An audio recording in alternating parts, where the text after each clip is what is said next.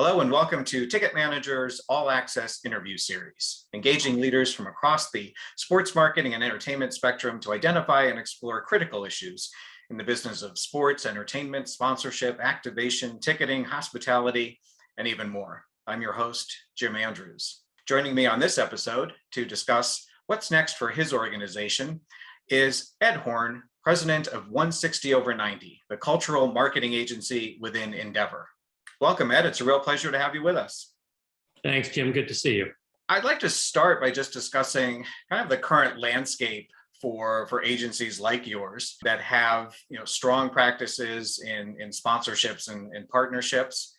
Because on the one hand, the market is a multi-billion-dollar one. It's growing, which is good news for all of us.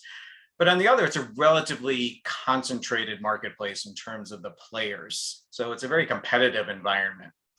And within that, obviously 160/90 has carved out a pretty unique identity as a creative agency. So could you start us off and just talk a little bit more about how you position yourselves? Sure. Yeah. And by the way, you're completely correct in that it's a crowded marketplace. And I think so much of what we all do can be viewed as a commodity offering. So somebody will do it cheaper. Somebody's got a relationship that's valuable to them and they don't want to make a change. And we're totally cognizant of that. So we talk about ourselves, as you said, as a cultural marketing agency, and it's very purposeful. And the reason for that is we very much believe that, sport is part of what is very much a consumer passion. So culture, while sport is a part of it, sport and film and fashion and music and art and culinary and all of those things that people care about are really implicit to how brands are able to attract and retain audience and, therefore customers or consumers or whoever their end user might be. So that's the position that we've taken. So we think there's really two key points of difference that 160/90 has. One is that we've got all of the resources. You described us as creative agency. Creative is a big part of what we do.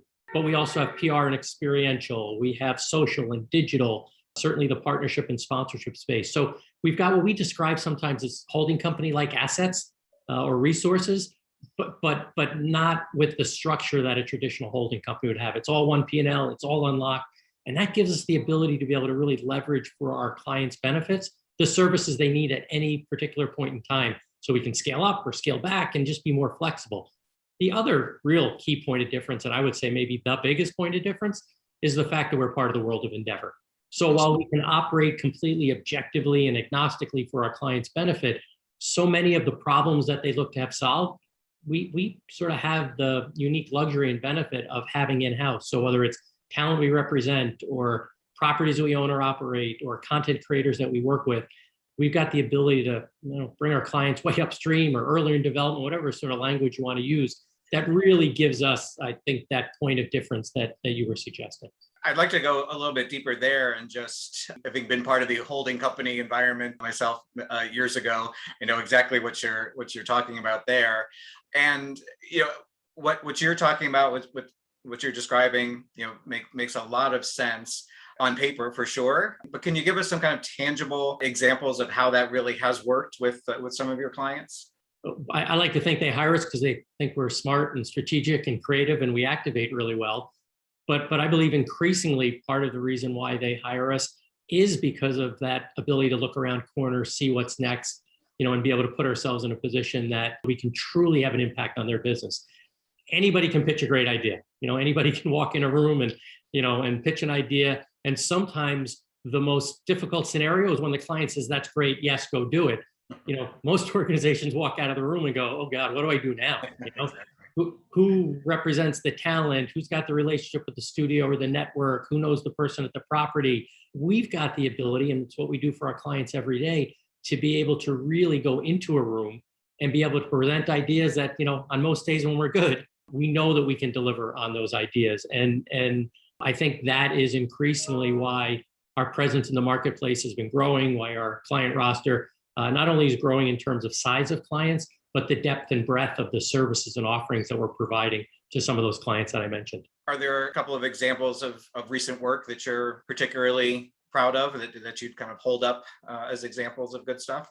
Yeah, I'll give you an example of AB InBev, who's a big client of ours. Now has a deep and meaningful relationship with Serena Williams, who's a client of the world of Endeavor of WME.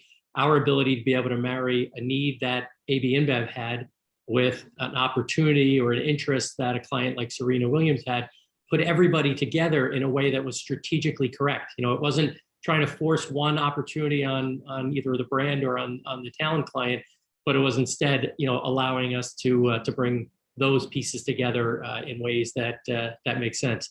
Clients that we have, like a Marriott, for example, that increasingly gets involved with opportunities or properties, events, activations that the world of Endeavor is able to leverage. We think all of that's important as well.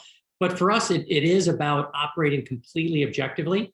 So while so much of what we can solve for clients is things that we have in-house, we always operate in a way that is the best for the client. So if there's an opportunity that sits outside the walls of Endeavor, that's what we're going to do for the client, because the first time, we have a client that feels like we're trying to jam something down their throat or, act in a conflicted manner, that's when you get fired. So, we are very, very careful to make sure that the things that we recommend are based on good research and analytics and data, and that we leverage the qualitative knowledge and the qualitative involvement that we have across the organization for our clients' benefit. You took the words right out of my mouth, because I was going to ask you, a lot of times when we talk about creative, we tend to think maybe in simple terms that that's kind of the opposite of data driven. But I know, obviously, talking lots of people in the business today, data is so important. So is there kind of a synthesis of creativity and data that has to exist? Yeah, for sure. It's the combination of art and science is how we describe it, right? The quantitative and the qualitative.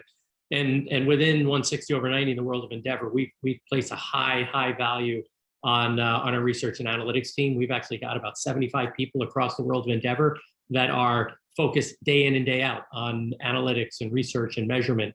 And that gives us an incredible advantage in the marketplace. So, our ability to be able to take the quantitative and then marry that with, all the trends that, my colleagues around the world are not just following, but literally creating across music and fashion and sport and culinary and art and all of those other things. Literally, they are the ones that are creating those trends. So we've got the ability to be able to look at the data, be able to marry that with what's coming next, and be able to put opportunities together for clients and bring that together, as you described in that, creative. But we view creative through a very broad lens, which is, not necessarily just what does a 30-second spot look like? And by the way, we do that for a number of our clients, but it's really through this channel agnostic sort of thinking, which is, what's the problem? It doesn't matter how we solve it, because we've got all the resources that we can bring to bear. So unlike, I think, at least, traditionally the ad agency would start with the 30-second spot, or the experiential agency would start with, the on-site activation, or the PR agency would start with, what's the earned opportunity. We've got the ability, because we have all of that in-house, to just solve the problem and then build the program, build the opportunity or the campaign around that, as opposed to, thinking about it through any one particular lens. That's a great lead in to the next thing I wanted to ask you about, because you're in a seat there that deals with all of those different channels and different elements. You've seen, just all of the changes and new things coming online, whether it's influencer marketing or streaming and all the other technology. What would you consider kind of the biggest current challenges for kind of brand partnerships, whether it's in sports, music, or other cultural areas? I would actually say, and it's more sort of on a macro level, which is the notion of purpose, right? Like, for brands, for so long, we're able to sit on the sidelines and sort of identify which way the wind was blowing, and tepidly maybe take a position on, societal or cultural issues. So brands no longer have that luxury. And I think one of the biggest challenges that many brands have, big brands, small brands, consumer brands, B2B brands, whatever it might be, of really aligning their values in ways that are consistent and appropriate with the consumers which they're trying to reach. Because I know in all the research that we do at this point, so many consumers, especially as you think about millennials and Gen Z, are voting with their wallet. That they are looking to ensure that the brands with which they interact and spend money on are aligned with their views and their personal preferences and how they feel about particular issues. So I think one of the biggest challenges facing brands today is making sure that they are really being purposeful in terms of how they're stepping out into the world, and that they're genuine and authentic and real in how they're doing that. And again, that gets back to a little bit of the luxury of being part of the world of Endeavor, is like we've got just great knowledge and insight, and expertise in terms of how brands put themselves into the cultural conversation in ways that matter. And that really reminds me of something that we've been discussing with lots of people in various ways especially in recent times. And that is, and I'd love to get your perspective on this, what should brands do? And I know there's no universal answer to this, so it's a little bit of a tough question, but when geopolitics and the the events of the world come into play, and when we talk about purpose, you've got consumers who want these companies to take a position and stand up for whatever the issue might be. You also have business realities that these are companies that are operating in countries throughout the world, and need to be responsible to shareholders. Is there something that brands can do to again maintain that purpose and make sure that their consumers feel that they are representative of their values and all of that, at the same time keeping an eye on practical business operations? Yeah, so I don't know that the two are mutually exclusive. I really do think that notion of doing good and doing well is real, and those brands that at the corporate level establish what they stand for, who they are, what are those values, and commit to that and maintain that position, those are the businesses that ultimately are going to win. Because those that sort of try to react to any particular issue of the day, or any societal issue that that they haven't thought through prior, those are really the companies that get themselves in trouble. So I don't think that there is a bifurcation of those two. I really do think that brands that know who they are, identify who they are, articulate their values and their mission, and then live by that, are those that ultimately are going to win. What do brands really need to do today, and maybe differently than they did in the past, to be successful? And obviously that might be one answer to that, which you just said about being purposeful and being able to articulate values. But are there other things that would kind of make a brand an ideal client, I guess is another way to think about it? Yeah, it's actually a great question. We talk about that a lot, which is like, what are the types of clients that we would like to have? In a perfect world, marrying the values, the mission, the approach of the brand with the same of the agency, the organization. And I do think this whole notion of cultural connectivity really matters. At the end of the day, the world that we lived in was create the 30-second spot and they will come. I think while there is certainly, and I believe this, will always be a role for the 30-second spot as part of an effort, I think now it's more about doing things and showing up in places that are relevant to a consumer's own beliefs and values and passions. So I think now our job is to go find our consumers or our customers where they are, as opposed to expecting or waiting for them to come to us. And I think that also, and we think about this a lot from a sort of that marriage of art and science, as I described, is thinking about consumers and customers as multi-hyphenates. Like none of us are one thing. So in the sports, if we're thinking about this from a sports perspective, people may be sports fans. I'm a sports fan. I've been in this business or partly in this business for a long time. But sports isn't the only thing that defines me. I like to eat. I like music. On a good day, like fashion. There's other things that define me. So I think the mistake that we sometimes make is we try to segment audiences and think about them in a sort of monolithic way, as opposed to thinking about who we're trying to attract on a more horizontal basis, if you will. Sort of cutting across, and it all relates to culture. Like in my views, culture is the new creative in a lot of ways. Culture is what drives people's interests, their passions, and ultimately their pocketbooks.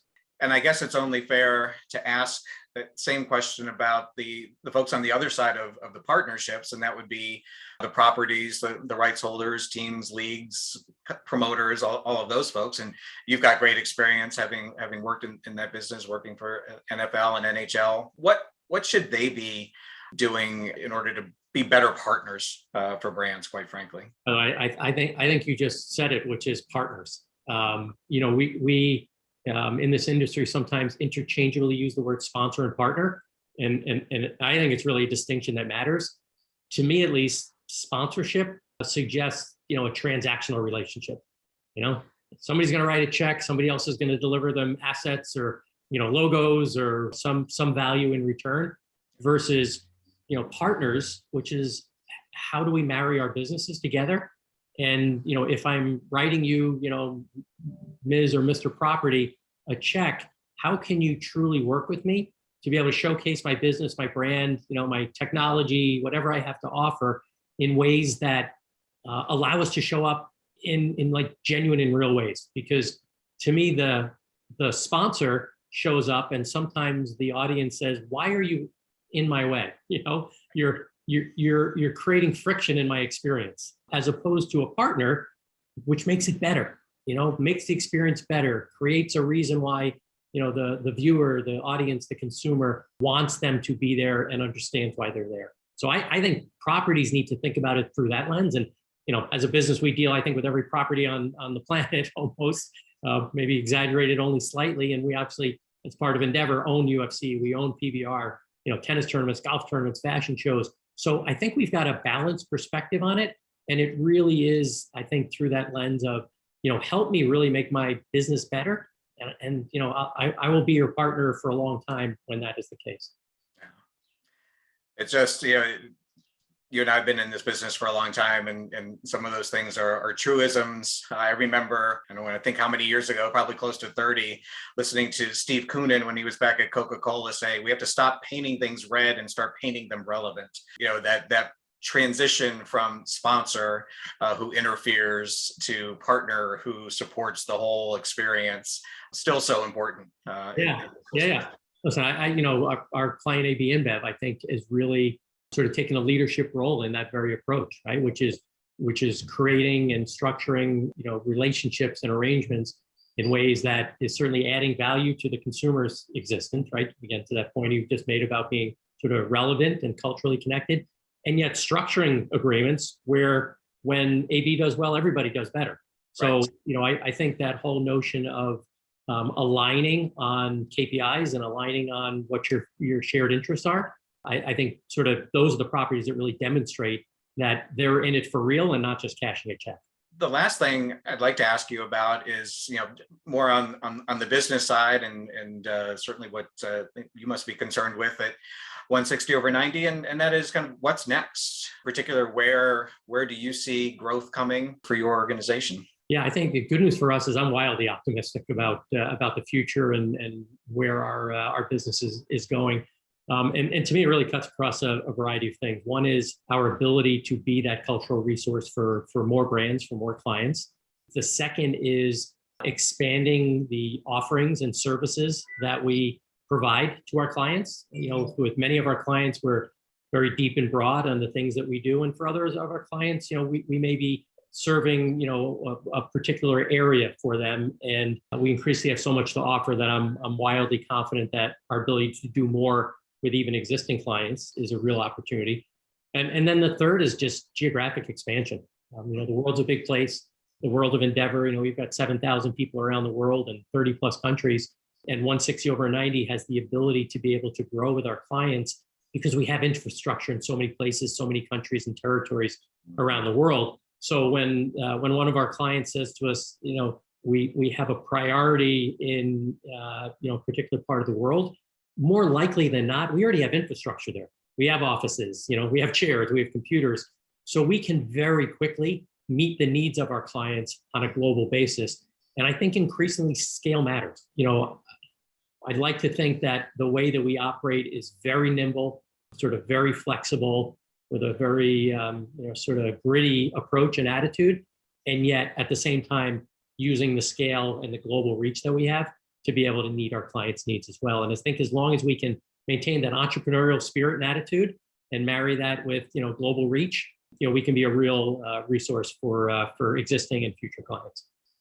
And I always enjoy talking to people who are just smart about this business, have an informed opinion about it, and you certainly fit that bill. So I really, really appreciate you taking the time and giving us a little bit of a new perspective on the podcast. We haven't had too many agency folks with us, and really great to hear how you're looking at things and how you're approaching everything. So just want to say thanks again for taking the time.